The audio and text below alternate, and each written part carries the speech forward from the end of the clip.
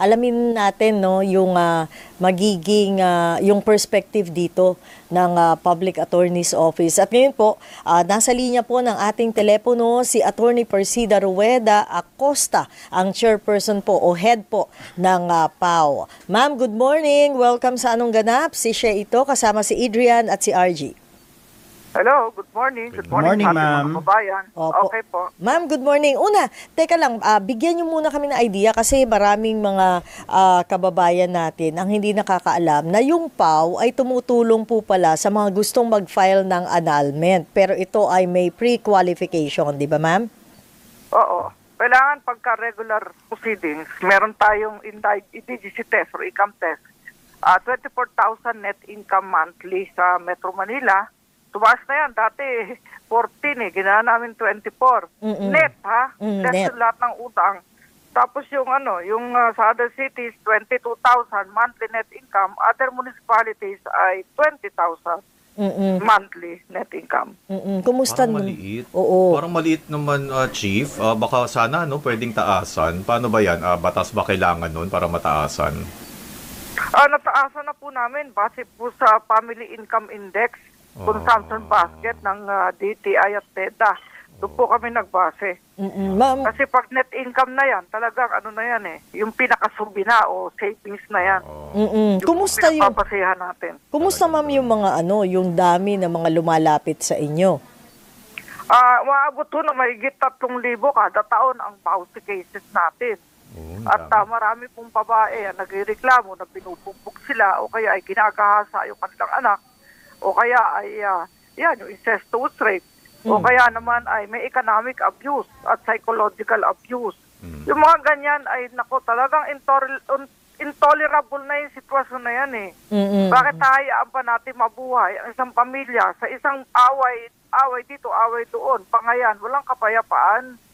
Kung hindi na irreconcilable indifferences na yan Kaya dapat bigyan na ng kalayaan ng isang taong nakukulong sa isang papel na wala namang kaligayahan kundi impyerno ang kanilang buhay. Ma'am, bago ko tuluyan tumawid sa divorce, ito bang 300,000 na to pag more than 3,000. Sorry. Etong 3,000 na to, ma'am, etong lumalapit na to, usually gaano katagal ba yung pagproseso ng annulment proceedings po? Naku po, depende yan. Nung araw, nung private ako, nagsasign ako sa PAO, kaya ko ng 3 buwan, isang annulment. Basta doon lahat ang testigo Pati psychiatrist, psychologist. Tapos nagko-cooperate yung plaintiff. Yan. Di bali namang hindi na sumipot na yung respondent Pero kailangan may proof na walang collusion. So sa puntong yan ay talagang iba, tumatagal. Yung isa nga na-archive na Kasi hindi niya kaya magbayad ng psychologist. Pag lumapit sa PAO, ma'am, yun lang ang babayaran, yun sa psychologist. Ayun. Kaya nga, nagre-request kami ng item ng psychologist pero hindi kami napagbigyan ng DPM para libre sa maralitang Pilipino. Hindi kami napagbigyan. Naku, mahal pa naman magkaroon ng psychiatrist o psychologist position. So, sa puntong yun ay talagang ginagawa naman namin ang lahat para masunod ang proseso ng declaration of nullity on the ground of psychological incapacity. Magkano po ba inaabot usually kung bawa sa pribadong psychologist lalapit yung isang yung nagpapaanal? Magkano Depende usually po sa yan, sir. Depende po sa kalidad ng psychologist o psychiatrist. Kanya iba-iba ho ang bili. Nung araw, 20. Bayad namin. Nung Per private session. po ako nung araw, 20 mil. Malalaga na yun. Kaya mana na mahirap yun. Mga kliyente po natin yung mahirap. Saka kung di mo bibigyan ng karapatan na talagang mag-ayos ng buhay at makapag-asawang muli, mapopromote ng Estado ang illegitimate relationship. At mapopromote ang panganak at pagsusupling ng mga illegitimate o anak sa labas. So, bigyan ng pagkakataon, yun lang naman ang akin Kung ayaw ng word na divorce, palitan, gawin na lang additional ground for annulment. Yung irreconcilable difference, yung talagang violence against women and children, at yung rape and acts of lasciviousness against the child of the family. Para mas Kasi madali. dito mo, kawawa yung mga bata na nagdurusa na may tatak ng pagiging anak sa labas. Tama yung nabanggit nyo nga po parang nale-legitimize kasi syempre kung halimbawa may isang nananakit, sabihin na natin lalaki o yung babae, pareho na mga posible yon, parang nale-legitimize na parang dahil kasal pa sila, minsan ganun yung thinking, although mali, na pwede kong saktan ito kasi asawa ko pa ito. Ownership. So talagang kailangan nga na yun nga, kahit mahirap at hindi kaya yung mga gastusin, talagang kailangan pa rin no, ng divorce para rin na nga ma-legitimize yung paghihiwalay na talagang masasabi ko, wala na tayo, wag mo akong saktan or di ba? Oo, saka yung iba, hindi makatakas dyan tinatakot sila. Ayun. Papatay kita pag nag-file ka ng annulment. Manggugulo ako sa'yo. Lalo yung mga nasa high profile at nasa public life ng mga babae. Takot sila magpa-annul kasi nagiging stigma. O lalo kung lawyer ka, stigma na nagpa-annul ka.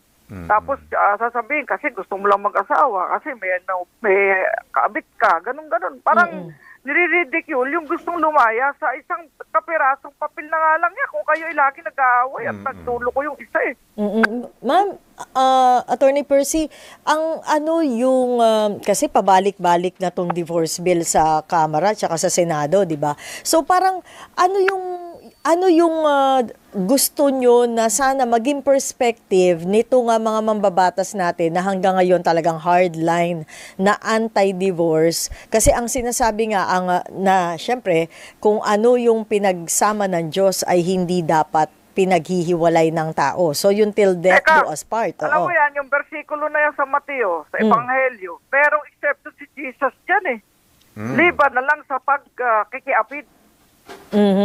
Pag nakiapid na yung isa, pumapayag si Jesus na maghiwalay.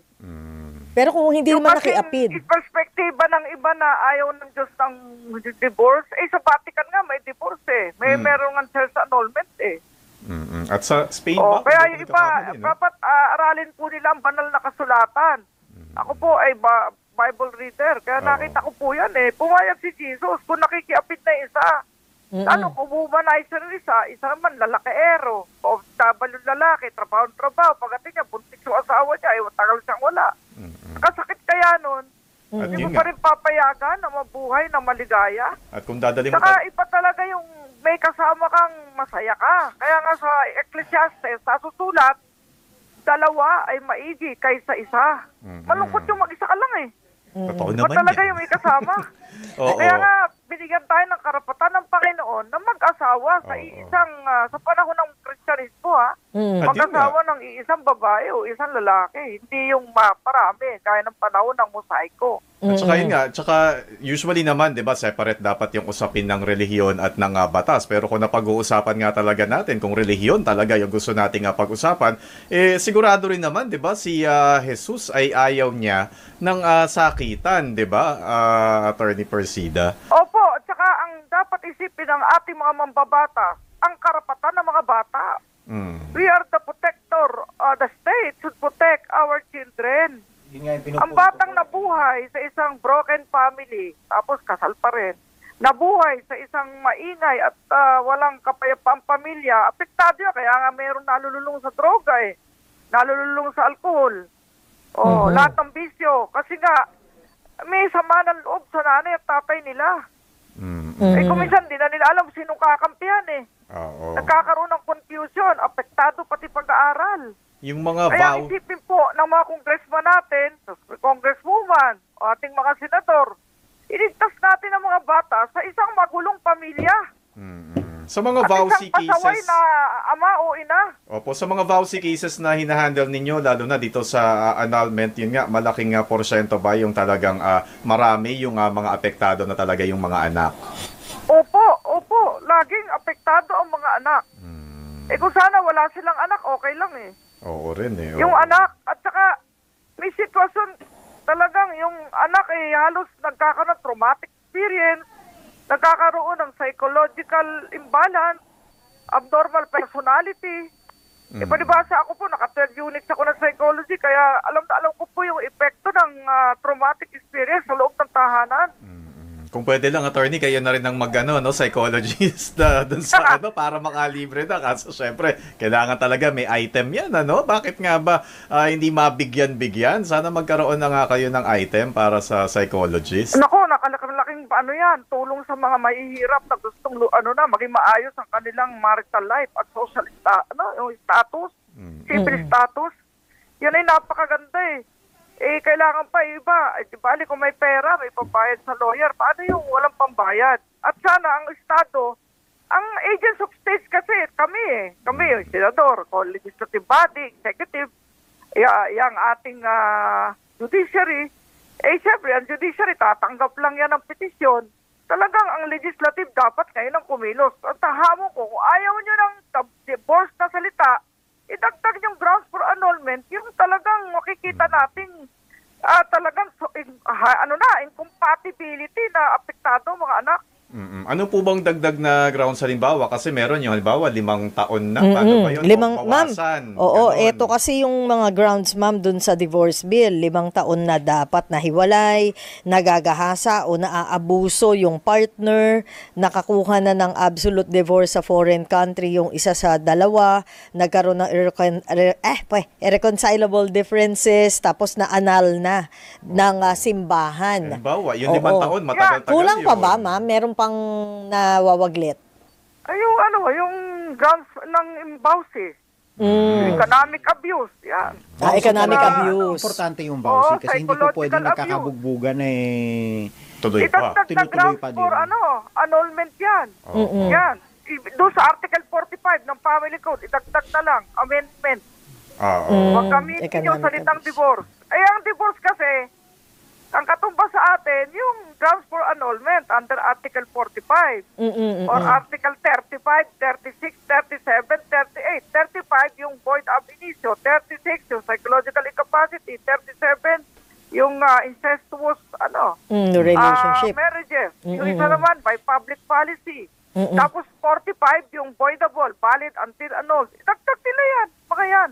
Ma'am, tama. Actually, binanggit ni Chief, tawag dito sa Kamara, meron silang term na ginagamit kung ayaw nga ng salitang divorce dahil nga masyadong nababahuan doon sa salitang divorce, pwede namang ginagamit nila sa Kamara, at least ewan ko sa Senado, yung dissolution of marriage. Tama, yan din. But, pero yun nga, pareho ng prinsipyo na binabanggit ni Chief na itong mga grounds na to para dun sa mga hindi na talaga dapat ipilit na relasyon. Kasi nga maawa rin kayo dun sa mga bata na na lumalaki dun sa ang kanilang bahay parang war zone. Hindi rin yun maganda. Saka alam mo yung suicide ng mga bata, factor din yan. Pag hindi masaya ang pagsasawa ng mga magulang, may mga nagsuicide na bata. Wala lang akong data sa suicide pero meron yan. Kaya natin mga bata, pag ako nag-live, nasabihan ko na magpakabait, manindigan, isipin na iba ang buhay nila kaysa magulang. Mas bukas, sisikat pa ang araw. Mga ganyang lingwahe ko para yung mga millennials natin, maisip nilang hindi pa tapos ang buhay kung nag-aaway lagi ang nanay tatay nila o kaya ginahasa sila ng ama nila.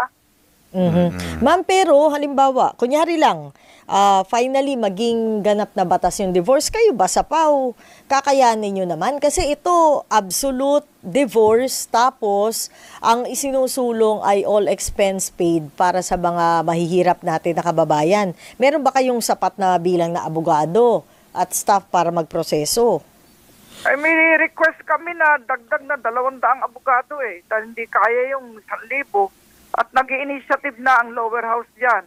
So, inihahanda na nila ang PAW para sa maraming kaso na darating. At alam mo naman, halos lahat sa amin na. Lahat ng problema, pati pagbabalik loob ng ating mga naliligaw na landas sa kabundukan sa amin din. Napakahirap ng buhay ng public attorney pero napaka-rewarding. Merong altruistic feeling, may parang nasa heaven ka na. Kapag nakatulong, kaya ay tinaasa ng sweldo pero tumaas man, kulang pa rin sa gastusin sa araw-araw sa pagtupad ng tungkulin. May mga netizen, ma'am, Attorney Percy, ito pasintabi ang sinasabi ng ilang mga netizen, bakit daw po masyado kayong bias at pabor na pabor kayo sa divorce? Samantalang... Hindi ako bias. Sige po. Patas lang ang ating, patas lang tayo. At pinoproteksyonan lang natin ang mga bata. Sana, hindi mo payagang maghiwalay yung nanay at tatay ng legal. Ginugutom na yung anak. Oo. At Ang awa, mercy, God is mercy. Hindi tayo bias sa masamang magulang dahil kailangan pa rin pagbaguhin siya. At yun nga. Kailangan i-rehab ang magulang na irresponsable, parang dulong din sa droga katumbas yan eh. Hindi niya alam ang tungkulin niya sa kanyang pamilya. Sabi ni Ben Brequillo, paano naman daw yung mga bata na maaapektuhan ng divorce? Pag-uusapan ng support at custody niyan. Parang sa annulment na nasa family code, laging kasama ang support at custody. Ina-adjudicate ng court. Isipin nyo, payag kayo, nagkasal pa rin sila kahit ginagasa ang anak. Kahit binubugbog araw-araw ang asawa at anak. O yung babae naman, sugal dito, sugal doon. O sama sa ibang lalaki. Baka ang pinupunto ni Benny, no? Ni Ben, baka po ang pinupunto, attorney, kumbaga parang yung negatibong epekto halimbawa sa yung psychological anak effect din. Kung mag-divorce, paano ba natin babalansehin? Paano nyo kasama inuwi po ang yun? counseling dyan. May counseling sa mga bata yan. Kasama dapat sa provision yan. May magka-counseling kapag naghiwalay na. May mag-aalaga sa mga anak. Kumbaga sa Kaya ma'am? marami tayong social worker. Ang DSWD po ang dapat gumanap niyan. Kumbaga sa attorney, hindi siya yung parang, divorce na kayo tapos bahala na kayo sa buhay nyo. Dadaan sa korte yan. Dapat may ebidensya. At saka kung titimbangin mo, attorney, di ba, halimbawa, ano ba yung epekto, tinitimbang naman yan, di ba, ano yung epekto na yung bata ay nasa loob pa ng marriage ng kanyang mga magulang na, yun nga, toxic na, nagkakasakitan na, as opposed to dun sa maghihiwalay na maaring meron ding stigma kasi, di ba, ang aminin naman natin na meron pa rin judgment kapag hiwalay ang iyong mga magulang. Pero yun nga, tinitimbang nyo yan, di ba? Ano yung mas makagaganda para sa bata? At saka may Opo, impact. tsaka yung judge naman dyan, tsaka piskal nakabantay eh. Oo. May impact. Talagang present yung talagang mapapahamak na yung mga bata kung hindi pa rin paghihiwalayin. Babantayan yan. At saka, alam mo, meron kami mga pinapile na bandang huli, inuurong din yung demanda eh. Yung legal separation. Yung, yung kanilang annulment, inuurong eh. Nare-realize, ganon. Mahal. Tsaka sa legal separation, may cooling off period na 6 months. Talagang maingat dapat ang korte dyan. Hindi basta divorce dito, divorce doon. Kaya nga, kailangan tumaan sa husgado. Hindi siya Las Vegas style divorce na kinasal kayo ngayon, bukas pwede na kayong maghiwalay. At saka, Hindi pa rin kailangan isang affidavit lang nila. Joint affidavit, wala na, hindi ganun. Kasi sa US kasi may no fault divorce eh. Yung talaga nagkasundo lang kayo, pwede na kayo. Dito sa atin, dapat may intervention ng court, ng social worker. At saka may case study rin dapat yan. Para hindi abusuhin naman na iba na sa isang taon araw-araw nagpapakasal siya. Ang punto lang naman kasi dito is bigyan ng puwang at ng pagkilala yung mga relasyon na hindi na talaga po pwede. Yung kaninang sinasabi na yung mga bata na maapektuhan ng paghiwalay, nangyayari yun. Pero nangyayari din naman na yung mga bata naapektuhan kapag pinilit mo pa rin magstay, yung mga magulang na hindi na dapat magstay. Tsaka alam mo, may epekto either way. Yung mga anak na mismo ang nagsasabi sa magulang na maghiwalay na kayo eh. Ako. Oo, tama. May ganun din naman. Walay na nga kayo. Kasi hindi kayo magkasundo. Naapekto pag-aaral ko. May mga anak na ganyan. So bakit natin iisipin na si Acosta, pabor sa divorce kasi ganito. Ay, isipin nyo yung kapakanan ng mga bata at kaayusan ng pamilyang Pilipino. Yan ang basic unit of our society. Ma'am, pag sabog yan, sabog ang bayan natin. Ma'am, isa pang tanong kasi yun nga, kung halimbawa papayagan ng divorce, sa punto ninyo, ilang beses lang dapat payagan ang isang tao na makipagdiborsyo? Dapat ba may limit o dapat wala? Kasi lagi naman nagkakamali, tao lang, yung mga ganun. Huwag na natin lagyan ng limit sa tingin ko kasi depende sa pagkakauntok yan eh. May babaeng uto-uto talaga, may lalaki rin uto-uto. Hindi, wag magalit yung iba ha. Uto-uto. Kasi habang anong sa pagmamahal, di na inisip po ano yung gagawin niyang decision eh. Kasi ang pag-ibig nga daw ay bulag. Oo. Paano kung ginagawa naman laro nung iba naman? Kung gawin laro nung iba? Mag-i-intervene ng court yan. Hindi pwede yan. Hindi makakalusot naman. Oo, kagaya nung isang na-encounter namin, 5 ang anak niya, 5 tatay, tapos lahat dinidemanda niya. Pinagsabihan ko yun eh. Ano ka, anak ka ng Lima anak sa anak ibang yung lima lalaki, tapos tatay? idemanda mo yung tatay. for babae support. Parang Oo. ganon. Oo. Oo, dapat bantay Wow, ang ngayon lang ako husgado nakarinig. at ang ating mga public defenders at piskal sa solicitor, sa sino ba mga abuso sa batas. Mm-mm. Attorney, Oo. balikan ko lang, may nabanggit ka kaninang 6-month rule. Ang sabi lang po ni John Lloyd Cruz, dapat 3-month rule doon sa pelikula niya. Pwede rin Pero yun, ano yung 6 depende. months? Ano po yung 6 months Cooling na off nabanggit niya? period Opo. para sa legal separation. Yun lang naman, separated Kumbaga from present court. parang yun yung panahon para siguraduhin mo Isip-isip. Talagang hindi na pwede. Final na ba talaga Hindi mo itong na nga desisyon mahal. mo? Ang sabi kasi pag Oo. mahal, titiisin mo lahat. Oo. Eh di bali kung strong ang personality ng isang spouse, na kaya tiisin lahat. Eh So- paano yung bibigay? Ma'am, Hindi kaya. So kung umabot na ng 6 months at tapos wala pa rin talaga, yun na talagang hiwalay na talaga. Oo. Ma'am, Saka pag- may Kumbaga parang gusto lang kasing siguraduhin ng batas doon na hindi yan knee-jerk decision ninyo na nag-away kayo, galit kayo sa isa't isa, babay na. Hindi yun ang punto doon eh. Sige, 6 months Yan yung ang gusto ko pag-isipan din ko. yan. Lagyan nila ng cooling off period Oo. yan eh. Kung mag-divorce tignan nila. Oo. Baka pwede. naman, ano lang, nagtatampuhan lang. O, Pero ma'am, minor dito, lang yung dahilan. Ma'am, dito sa divorce bill, 60-day cooling period. Tama na ba yon? 2 Pwede buwan, na yun, mag-iisip sa tingin ka. ko. Mm-mm. Pwede na yun. Pwede na yun. Mm. Kasi importante na bigyan mo sila ng pagkakataon na magkasundo. So 60 Yun days na nga to yun, month para rule. sa mga bata, alang-alang na. Madami kayang pamilyang nabubuhay pa rin magkakasama pero alang-alang sa mga anak. Marami yan. Yun ang nagsasalita. Ano nga tawag sa ganon? Yung modern family, di ba? Oo. Oo. Tanggap na ng Tama ba? kultura natin to, ma'am, no? Yung Blended family. yung Blended family. yung ganung setup. Kumbaga sa it's about time na buksan din natin yung point of view natin pagdating sa punto ng diborsyo. Tama 'yan, ma'am, no? Oo, kasi para maging maayos ang lahat at mas maabawasan ng bisyo. Yung mga batang naalis ng bahay, sama sa barkada, nalulung kung saan-saang makakapahamakan. Kasi galing sa mga broken homes ang karamihan dyan. Pero kung pilang batang may pag-ibig sa isang tahanan, pwede ayaw umalis dyan eh. Nasasabik yung uwi agad. Eh, iba ayaw umuwi eh. Eh, naku, mag-aaway lang. Puro away na lang. Piernong tahanan yan. Ganun ang mga bata. Ayaw nila lang.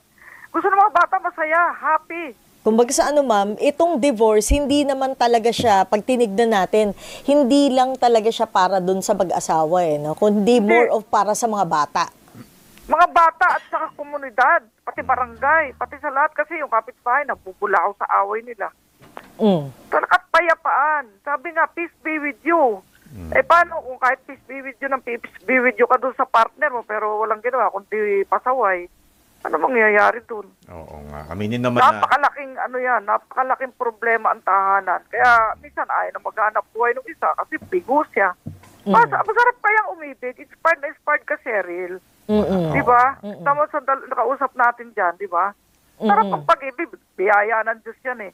Pero kung hatred, war inside the home, hindi na naging home, naging house na, ay nako, bigyan na po ng batas ng karapatan na mabuhay ng payapa ang bawat partido. Pati ang mga anak, magkaroon ng direksyon ng buhay, ang suporta, isama rin. Hindi pwedeng pabayaan ng ama't ina ang kanilang mga anak kahit sila'y naghiwalay. Attorney, curious lang ako para naman din maiwasan yung may sex or gender bias. Kasi may mga lalaki rin po ba na sila naman yung nagpapaanal doon sa kanilang marriage, na sila yung naabuso? Meron. Ako, nung araw, nagkakliyente ako ng isang bank manager eh. Ayaw nung judge, ayaw nung prosecutor, ng solicitor. Nung inargue ko na, nilagyan na po siya ng maruming bagay sa kanyang ulo. Yung sabihin, may anak na sa iba yung babae. Nakaliwa na, hindi pa po niyo bibigyan ng kalayaan ng aking kliyente. Inargue kong gano'n. Ay, yung judge, napatulala eh. Sige na nga. Ma'am, Present ako ng evidence. Ayun. Meron May ganun naman nga. sitwasyon eh. Oo. So, Yung lalaki, ang dangal mo. Ang dangal niyan, yung asawang babae, siya ang korona ng tahanan. Eh, pagkatapos ganun ang sinukli. it works both ways masakit naman. kaya yun. Diba? Nalito lang ako para sabi ni Attorney Persida yung nilagyan ng maruming bagay sa ulo. Baka pinahiya at nilagyan. Pinutungan. Pero ang tawag dyan, di ba yung Kinaliwa. parang iniputan ka sa ulo. Oo. Diba? Kinaliwa, Tama, ma'am, no? parang ganon. May nag-aalmusal, pasantabi po. Sinabi na po sa Kaya nag-aalmusal. naman, saya ng topic natin, pero nagiging emotional ang topic. Kasi, Oo. pinapil mo yung problema ng mag-asawa at saka Oo. ng mga anak. Paano pala, Isipin ma'am? natin ang mga anak. Ma'am, in the meantime pala, halimbawa ngayon, yung may mga nanonood sa inyo, tapos, ayun nga, sabi niyo, ay, pwede naman pala mag-file na muna na annulment. Pwede magpatulong sa PAW. Paano nga pala gagawin nila, kung sakali? Ano ang tamang... Regular proceedings sa Cheryl Punta sila sa barangay, kuha ng certificate of indigency na hindi kayang bumayad ng private lawyer o kaya payslip o kaya certification sa local social workers. Ayan, pwede na sila sa PAW. Sa mga ano to, ma'am, no? Mga regional offices, meron din. Oo, sa regional offices, pwede silang pumunta sa ating almost 400 district offices nationwide. O kaya, tumawag sa aming hotline para mag-guide sa 8-929-9436. 8-929-9436. Ano yan, 24/7, may duty PAW lawyer at 2 staff. Ayan. Kumbaga, Holidays, meron din. oo, kumbaga sa ano, ma'am, halimbawang ako, nag-iisip-isip pa lang ako, pwede ko tumawag sa hotline at magtingin ng direksyon, magpapayo. Pwede rin mga ganon. Opo, pwede po. Pero kami hindi agad paghiwalay ang advice namin minimediate muna namin, Cheryl. Di ba may programa ako dati sa kabilang istasyon na public attorney. Kasama ako din isang amin sa face-to-face. Minimediate na muna namin. Baka sakaling magbalikan pa may effort tayo dapat. Talagang irreconcilable difference na, serious incompatibility na, yan talagang mahirap ng ayusin. Pero syempre, ma'am, huling punto lang, payo lang naman doon sa mga may asawa, ano muna yung mga dapat nila na isipin o i-consider bago nila konsiderahin yung annulment man o divorce po? Gamahin nila ang sarili nila kung mahal nila. Kasi kung mahal mo pa, kaya mong tiisin ang lahat. Dahil nasusulat din sa banal na aklat, ang pag-ibig ay nagtitiis. Ang pag-ibig ay umuunawa. Nasa Corinthian yan. Kaya nagamitan tayo ng Bible ng mga oppositionist, di Bible din po ang sagot natin. Kung nagtitiis, kaya niyang magtiis dahil mahal na mahal niya, di so be it.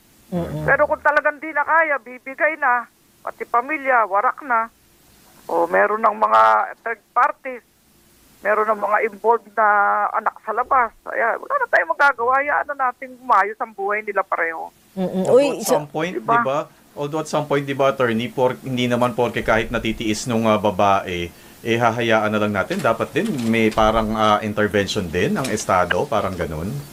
Tama. Pag hindi na kaya ng babae o hindi na kaya ng lalaki. So, mga yung marriage counseling, dapat palaganapin ng mga LGUs yan bago, no? Para dapat ang mga Office of the Mayor, may counselor na pwedeng dulugan ng ating mga pero sa PAW na yan dinadala Kasi mga PAW, trained na sila sa BAUSI cases Saka sa kaso ng mga children in conflict with the law. Okay. Nagka-counselor ang PAW, kaya ang PAW all around Sa mga nagtatanong, happily married si Attorney Percy. Baka akala nang hihingi lang ng hindi. Ano naman kami. Ang asawa ko po Attorney Acosta. Ayan. So, happily married si ma'am. Ang haba. Nakikita rin sa kabilang istasyon dati yan. Yes, ma'am. Ma'am, maraming salamat po sa inyong oras na ibinigay sa amin. Thank you, ma'am. Diskusyon, pero... po ang radyo 6:30. Thank you, ma'am. Apo, yan po si Attorney Percy Rueda Acosta, ang pinuno po ng Public Attorney's Office tungkol sa divorce.